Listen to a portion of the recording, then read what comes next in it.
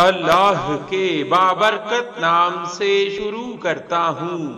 جو بڑا مہربان نہایت رحم والا ہے، اور درود لامحدود حضور صلی اللہ علیہ وآلہ وسلم کی بارگاہ ناز کے اندر، بارگاہ پروقار کے اندر ہدیتن، عقیدتن، محبتن، نذرانتن، تحفتن، مودتن، ادبن پیش کرنے کے بعد بیٹھو اور درود شریف پڑھو۔ شیخ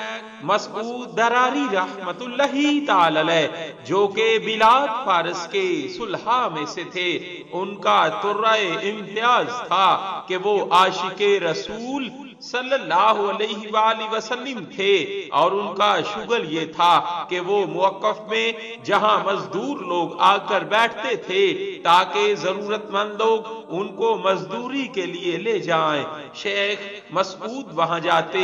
اور جتنے مزدور مل جاتے ان کو اپنے مکان پر لے آتے۔ ان مزدوروں کو یہ گمان ہوتا شاید کوئی تعمیر وغیرہ کا کام ہوگا جس کے لیے ہم بلائے گئے ہیں، مگر حضرت موصوف ان کو بٹھا کر فرماتے کہ بیٹھو اور درود شریف پڑھو، اور خود بھی ساتھ بیٹھ کر پڑھتے۔ جب عصر کے وقت چھٹی کا ٹائم آتا تو جیسے کام کروانے والے مزدوروں سے کہتے ہیں کہ تھوڑا سا کام اور کر لو، ایسے ہی حضرت موصوف ان سے فرماتے کہ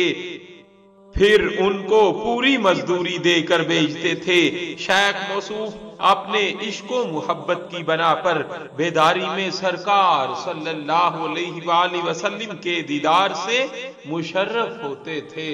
صلی اللہ علیہ وآلہ وسلم۔ صلی اللہ